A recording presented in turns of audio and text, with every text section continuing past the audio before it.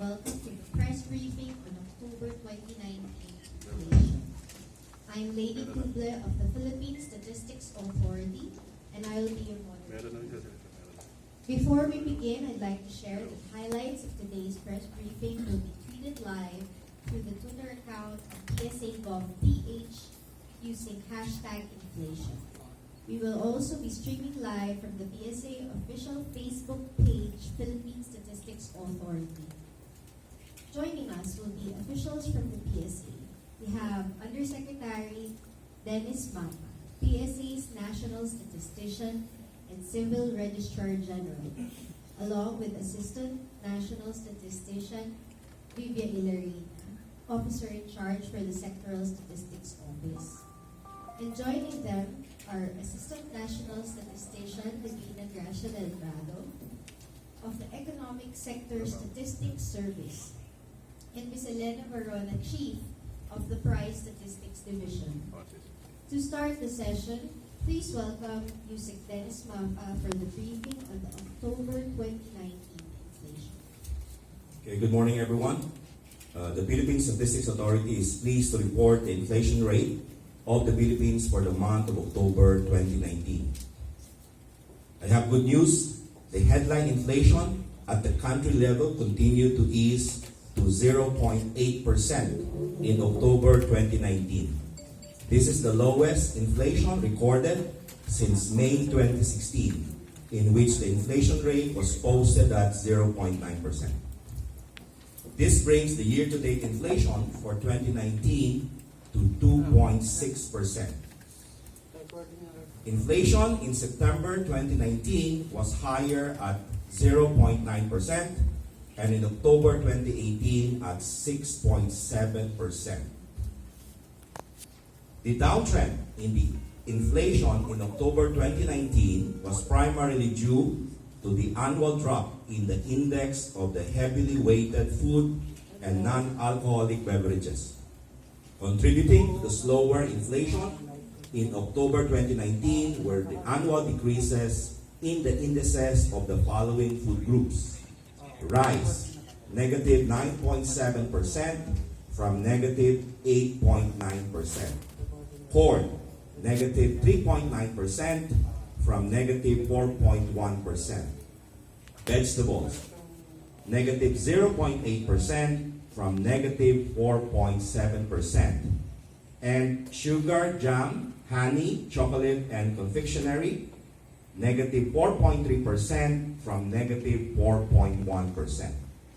For vegetables, cabbage, carrot, and onion exhibited annual declines.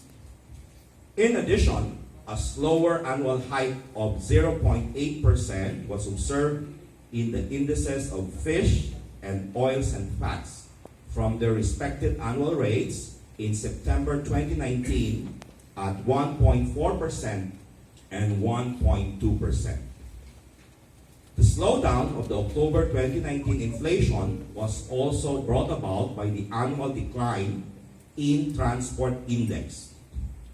The annual rates observed in petroleum and fuels for personal transport equipment further decreased by 10% in October 2019, from 8.1% decrease in September 2019. Moreover, domestic airfare showed a 13.4% decrease in October 2019 from 9.5% decrease in September 2019. The index of housing, water, electricity, gas, and other fuels also contributed to the downward trend of the October 2019 inflation, particularly for the following items. Electricity, negative 5.4% from negative 5.8%. LPG, negative 10.6% from negative 11.1%. And kerosene, negative 9.9% from negative 7%. Among the 11 major commodity groups, inflation for restaurant and miscellaneous goods and services remained the top contributor for the October 2019 inflation. The annual rate of this commodity group was recorded at 2.9%, and its percent share to the overall inflation was 50.2%.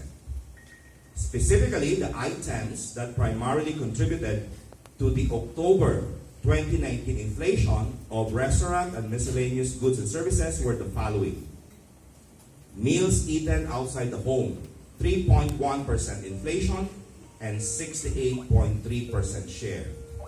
Personal care, 2.6% inflation and 27.1% share. And personal effects, 2.0% inflation and 3.1% share. The second commodity group that largely contributed to the overall inflation was alcoholic beverages and tobacco, which posted 16.5% inflation and a share of 35.9% to the overall inflation. Major contributors to the October 2019 inflation of alcoholic beverages and tobacco were the following. Cigarettes, 22.1% inflation and 89.4% share. Beer, 3.3% inflation and 4.1% share. And brandy, 2.8% inflation and 1.8% share. The third major contributor to the overall inflation was education, which had a 4.6% inflation and 20.7% share to the overall inflation in October 2019. Specific items that contributed to the October 2019 inflation of education were the following. Private tertiary education services, 4.1% inflation and 40% share. Private secondary education services, 5.6% inflation and 26% share. And private primary education services, 5.4% inflation and 21% share. By commodity group, the annual rate of transport index declined further by 1.7% in October 2019. Moreover, slower annual increments were noted in the following commodity groups. Housing, water, electricity, gas, and other fuels, 0.6%. Furnishing, household equipment, and routine maintenance of the house, 2.7%. And health and restaurant and miscellaneous goods and services, both at 2.9%. On the contrary, annual increases were higher in the indices of alcoholic beverages and tobacco at 16.5%. Also, clothing and footwear at 2.8%. Meanwhile, the following commodity groups retained their September 2019 annual rates. Food and non-alcoholic beverages, minus 0.9%. Communication, 0.2%. Recreation and culture, 1.4%. Education, 4.6%. In the National Capital Region, however, inflation was higher at 1.3% in October 2019. Inflation in the area in September 2019 was posted at 0.9% and in October 2018 at 6.1%.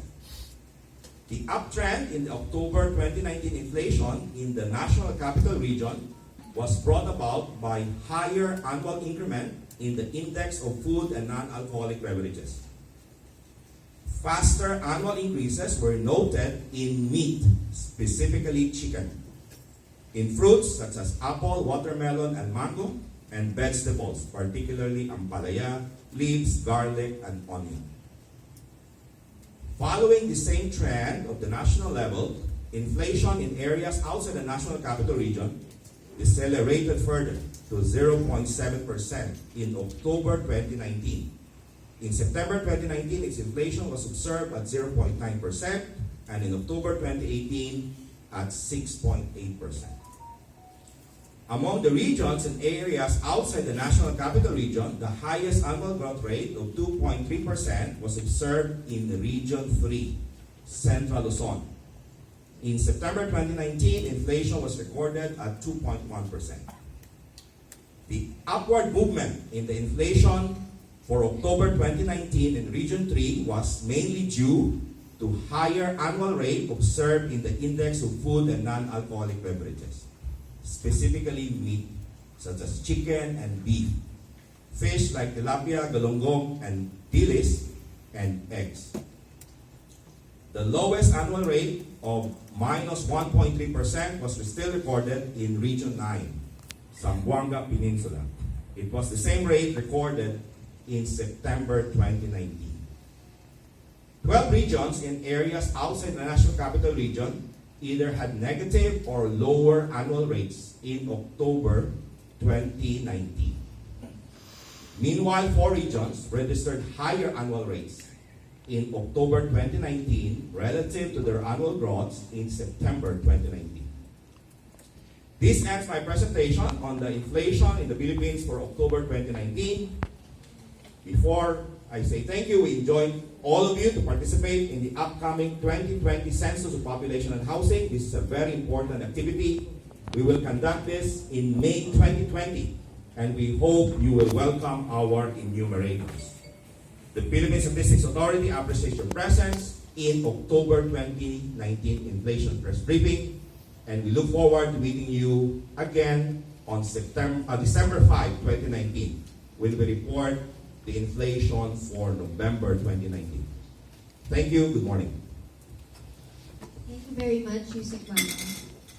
Before we proceed to the open forum, please be informed that there will be no more gifts to be distributed. We will be emailing the materials to all those present. So please ensure that you sign up at the attendance. We would also like to remind everyone to please wait to be acknowledged before asking your question. Once acknowledged, please state your name and organization.